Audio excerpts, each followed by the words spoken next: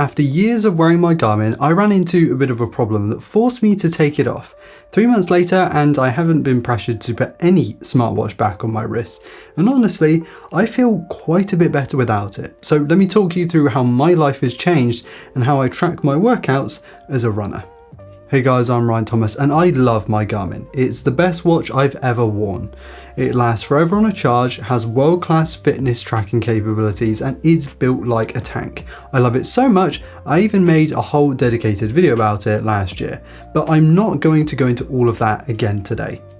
I ran into an issue after Christmas where I was basically being entirely overstimulated.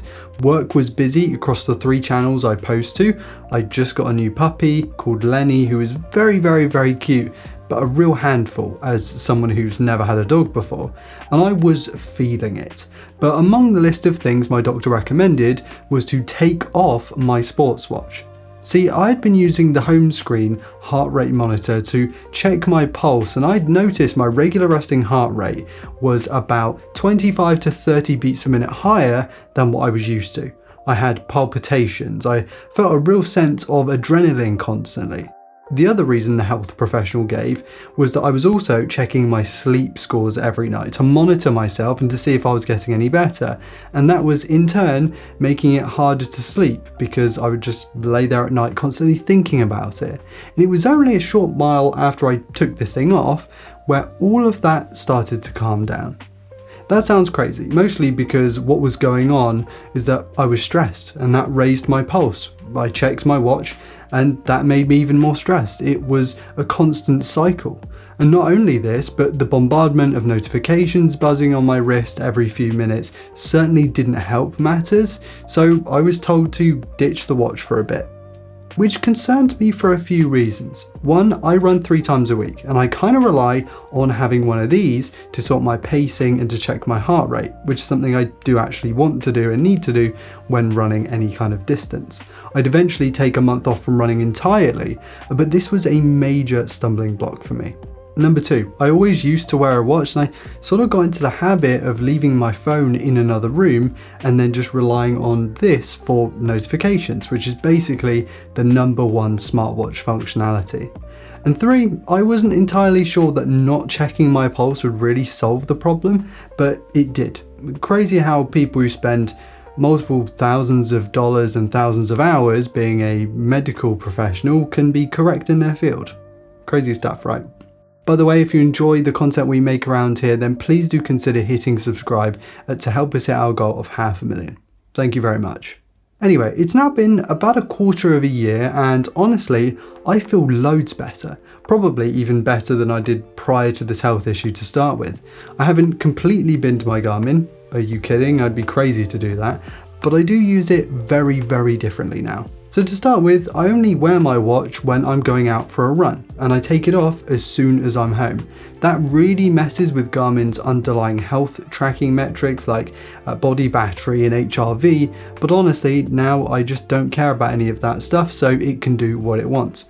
All I need the watch for is to track my location over GPS, my pulse via its heart rate sensors, and the pace/time. I only need that data to be recorded during the event that I'm running and then stored away that I can look at on a phone later for dissecting my performance, which isn't going to be raising my pulse and isn't going to be impacting my life. Nothing more, nothing less. Now you might be thinking that's really inconvenient if I'm out somewhere and just want to start running spontaneously, and yes, you're absolutely correct, that is quite annoying. But what I tend to do is that if I'm out for any more than just a very quick trip, I'll chuck this in my bag, which I usually carry around my camera in anyway, so it's not taking up really any extra space, and then I've got it with me as much as I need.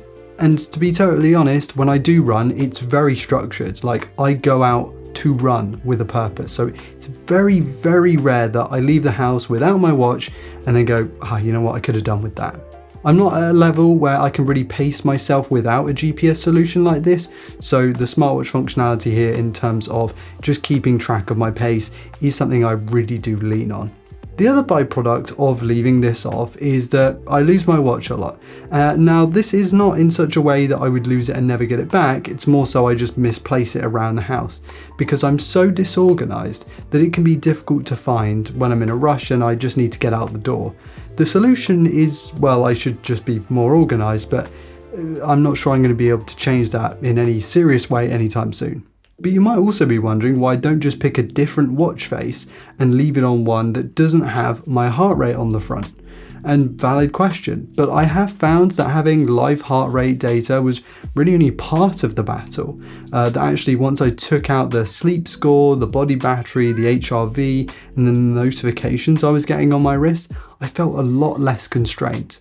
Hey, look, I'm a massive fan of data, perhaps not as much as those incessant on using the XG metric in football, if you know, you know, but I do like checking stuff like how much REM sleep I get, how my HRV is changing, and with the Garmin you have access to just so much data. It's presented in a very easy to digest way, so that even if it's not constantly in front of you on your wrist, that doesn't mean you won't go looking for it in the Connect app.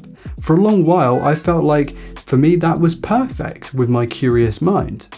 But it turns out that I used to check that stuff way more frequently than I really should have. These days, I have no idea what my heart rate is unless I do a physical pulse test. And I don't do that because if I feel my own pulse, I faint. It's kind of like a handy feature to have in my scenario right now.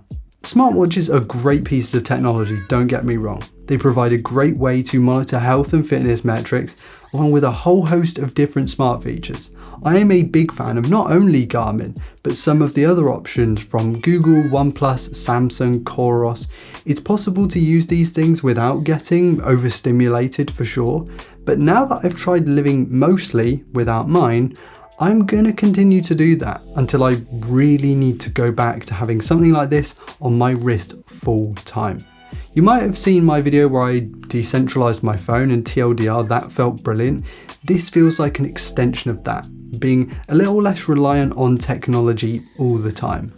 My overthinking has calmed right down. I feel way less overstimulated, and Lenny has grown up to be a really lovely guy that I enjoy spending time with. Sure, he still stresses me out because, you know, he's a puppy, he likes stealing socks and eating stones, but I have more mental freedom and clarity to deal with that stuff because I'm not constantly glued to my watch tracking my every single health metric. It has been a breath of fresh air. Have you ever run into an issue like this personally or know someone who has?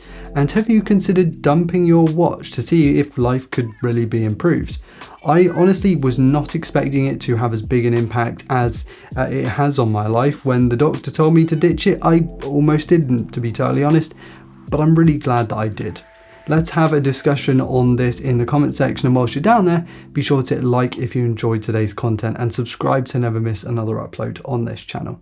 Thank you all so much for watching. I've been Ryan Thomas, and I will catch you later. Cheers.